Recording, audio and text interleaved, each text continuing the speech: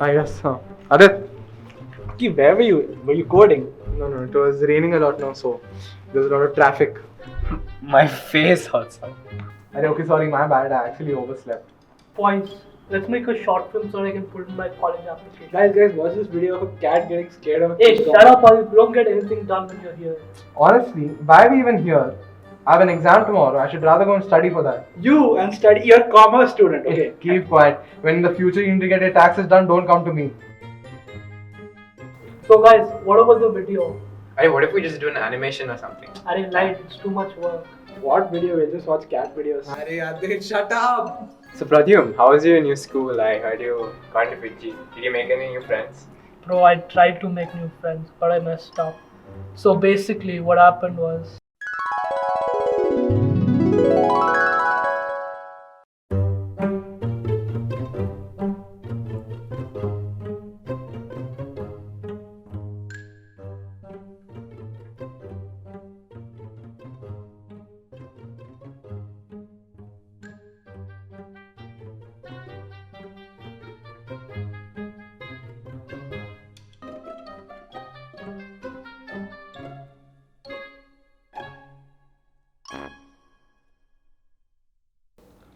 Dude, that's not what you're supposed to do when you're trying to get acquainted with new people.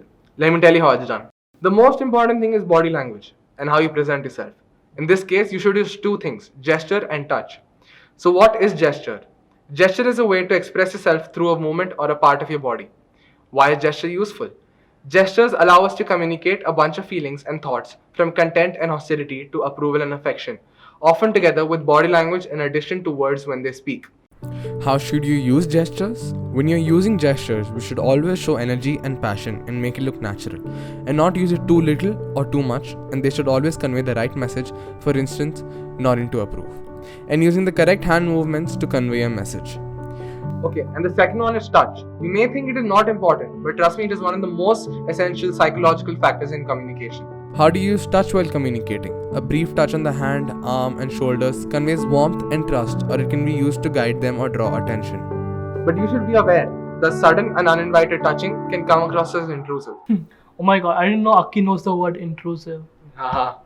But thanks anyways. Wait, Aki, but didn't you mess up your date because you were too intrusive? Yeah, so last week I finally gathered the guts to ask out my crush, and when we went to the restaurant, it went so bad that I literally felt like stabbing myself with a fork. So basically, what happened was.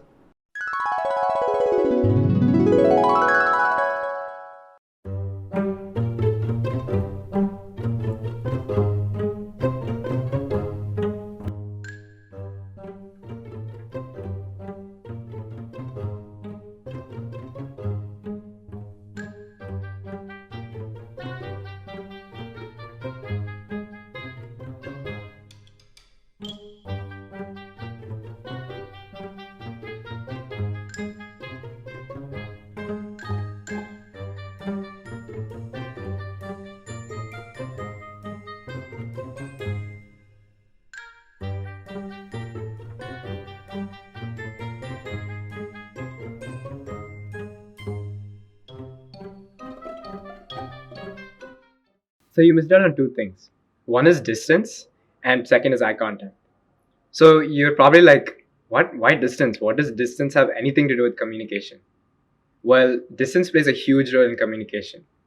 Why is keeping distance essential while communicating? The distance at which a person stands provides information when you're forming impressions. It gives different information according to the social setting and in relations between people. But in general, if people stay too far away, they seem unfriendly, cold, or anxious. And if they come too close, they make us uncomfortable, they appear pushy or insensitive. And in your case, you sat too close to her, so that might have made her feel uncomfortable. How should you use the space between you and the other person? This depends on where and who you're meeting. If you're meeting someone for the first time, and like in your case at the restaurant, you should make sure they feel comfortable by sitting near them, but not too close to them because it may seem intrusive. The second one is eye contact. Why are eyes worth watching? So when we talk to another person, it is often essential to know whether they have noticed us, and if so, what their intentions towards us are. Eye contact tells us at once that we are the object of attention. It also makes the listener feel important. How should you use eye contact? A simple rule is to look a lot, but with fairly long glances and definite looks away. You should look into the eyes and not up or down. Look more while listening and less while talking. You should maintain eye contact while smiling. But one thing to note is that you shouldn't constantly stare and make the other person feel intimidated. So distance and eye contact.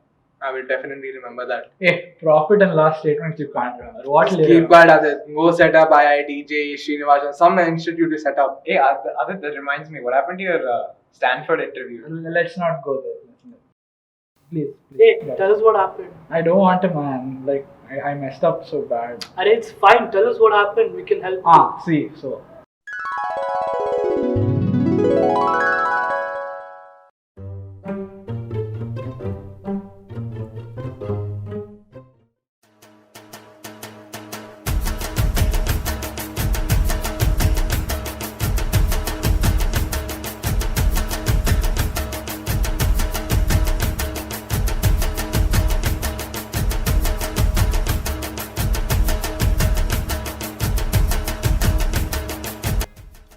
You're late.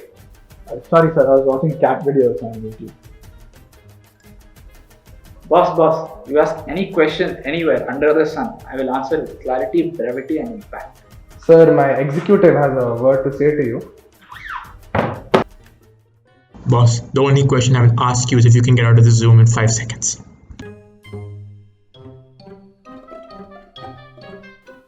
Why does this sound like something only Adit would do? Adit, you idiot. Why would you do something like that? Because why not? Hey. Then what am I supposed to do? Okay, there are two extremely important things you missed out here. One is appearance and the second one is posture. Coming to appearance, why is appearance important in communication, you may ask? Well, appearance creates a positive impression on the recipient. The clothes that you wear transmit the message about your attitude, personality, and your interest. How should you present yourself? Well, in your case, you should wear formal clothes and comb your hair. It is also very important that your attitude is exemplary, so act in a professional manner. And don't be cocky. Oh, yeah. Okay, now for posture. A good posture is being comfortable while also showing confidence. When you sit slumped over with poor posture, it is an indication that you're not confident. And also, when you sit with your legs up and your hands on your head, it indicates that you're arrogant and overconfident. When you have proper posture, it is a way to exude confidence to the interviewer. When you sit up straight and look straight ahead, it also encourages you to look directly into the interviewer's eyes when speaking. For an attentive posture, lean forward with a straight spine and with arms open and turn towards the interviewer.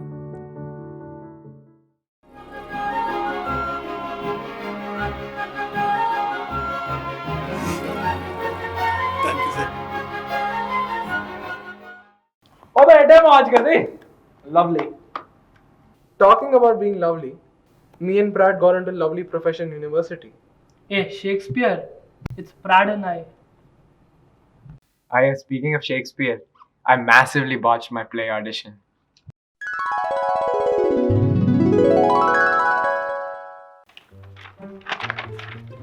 Okay, next up we have Arjun Athmakuri.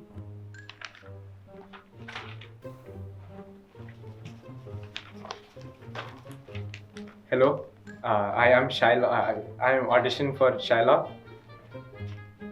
I am a Jew, hath not a Jew eyes, hath not a Jew hands, hath not a Jew organs, dimensions, senses, affections, passions, fed with same food, hurt with same weapons, subject to the same diseases, healed by the same means, warmed and cooled by the same winter and summer as a Christian is.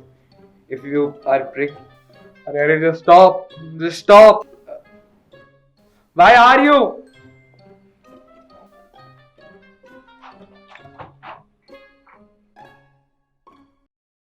Shakespeare, more like disappear.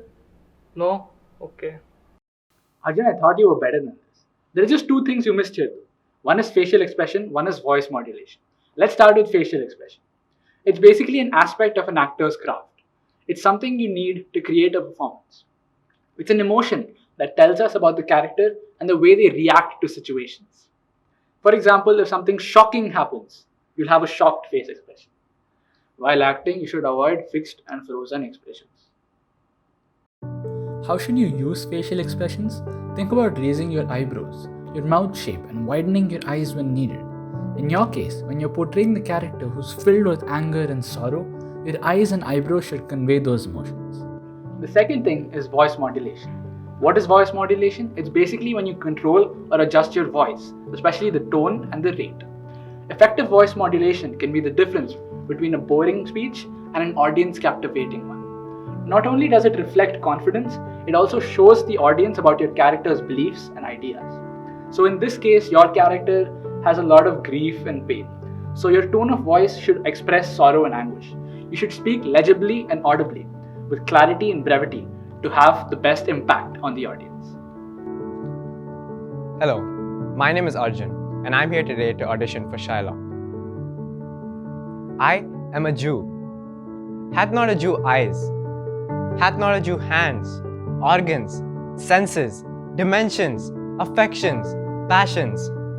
Fed with the same food, hurt with the same weapons, subject to the same diseases, healed by the same means, warmed and cooled by the same winter and summer as a Christian is. If you prick us, do we not bleed? If you tickle us, do we not laugh? If you poison us, do we not die? And if you wrong us, shall we not revenge?